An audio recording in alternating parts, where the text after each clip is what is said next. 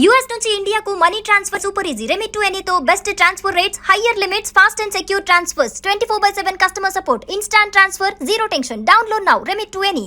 ఒకవైపు ఆకాశ మార్గంలో అమెరికా క్షిపణులు ఇరాన్ పైన విరుచుకుపడుతుంటే మరొక వైపు అదే అమెరికా నడిబొడ్డున ఒక ఉన్మాది మారణ హోమం సృష్టించాడు.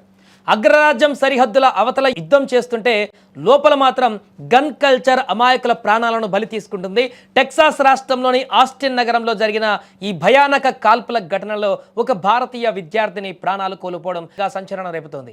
యుద్ధ సెగలు సముద్రాలు దాటి వచ్చి అమెరికా వీధులలో ఇప్పుడు రక్తపాతం పారించాయా అన్న అనుమానాలు వ్యక్తమవుతున్నాయి.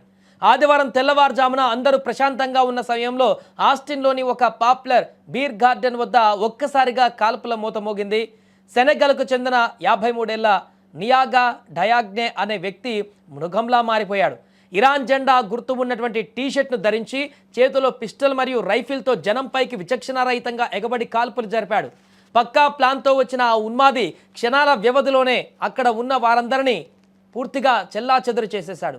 కనిపించిన వారిని కనిపించినట్టుగా కాల్చేశాడు. ఈ దుర్ఘటనలో 21 ఏళ్లటువంటి భారత సంతతి విద్యార్థిని సవితా షాన్ అక్కడికక్కడే మరణించారు. ఇక ఉన్నత చదువుల కోసం అమెరికా వెళ్ళినటువంటి ఆ యువతి ఇలా ఉగ్రవాద భావజాలం ఉన్నటువంటి వ్యక్తి చేతిలో మరణించడం ఆమె కుటుంబాన్ని ఇప్పుడు తీరని శోకంలోకి ముంచేసింది. సవితతో పాటుగా మరో వ్యక్తి కూడా ఈ దాడిలో మరణించగా సుమారు 14 మంది తీవ్రంగా గాయపడ్డారు. సమాచారం అందుకున్న వెంటనే రంగంలోకి దిగినటువంటి పోలీసులు నిందితుడిని అక్కడికక్కడే కాల్చి చంపారు. ఈ ఘటన కేవలం గన్ వైలెన్స్ మాత్రమే కాదు, దీని వెనక పెద్ద కుట్ర ఉందన్నటువంటి కోణంలో FBI దర్యాప్తు చేస్తుంది. ఎందుకంటే నిందితుడు ధరించినటువంటి టీషర్ట్ పైన ప్రాపర్టీ ఆఫ్ అల్లా అని రాసి ఉండడంతో పాటు ఇరాన్ జెండా గుర్తు ఉండడమే ఇక్కడ అనేక అనుమానాలకు కారణమైంది. ఇప్పుడు ఇరాన్ పైన అమెరికా దాడులు చేస్తున్నటువంటి నేపథ్యంలో ఈ కాల్పులు జరగడంతో ఇరాన్ పైన దాడుల వల్ల అమెరికాలో ప్రతీకార దాడులు జరగవచ్చని FBI డైరెక్టర్ కాష్ పటేల్ హెచ్చరించినటువంటి 24 గంటల్లోనే ఈ దాడి జరిగినట్టుగా అనుమానిస్తున్నారు. ప్రస్తుతం అమెరికాలోని ప్రధాన నగరాలలో హై అలర్ట్ కూడా ప్రకటించారు.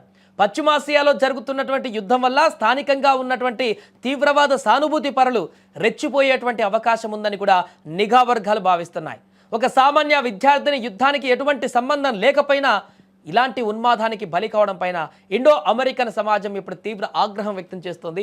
అలాగే ఇంకా ఇలాంటి దాడులు కొనసాగే అవకాశం ఉన్నటువంటి నేపథ్యంలో అమెరికా మొత్తంగా కూడా కొన్ని నగరాలను అప్రమత్తం చేశారు. FBI ఇచ్చినటువంటి హెచ్చరికల నేపథ్యంలో ఎక్కడైతే ఇరాన్ మద్దతుదారులు ఉన్నారో ఆ మద్దతుదారులు ఇప్పుడు ఉన్మాదంగా మారి అక్కడ అమెరికాలో ఇలాంటి దుశ్చర్యలకు పాల్పడేటువంటి అవకాశం ఉన్నటువంటి నేపథ్యంలో వారందరినీ అడ్డుకునేందుకు అక్కడ అమెరికన్ పోలీసులను కూడా అలర్ట్ చేయడం జరిగింది FBI.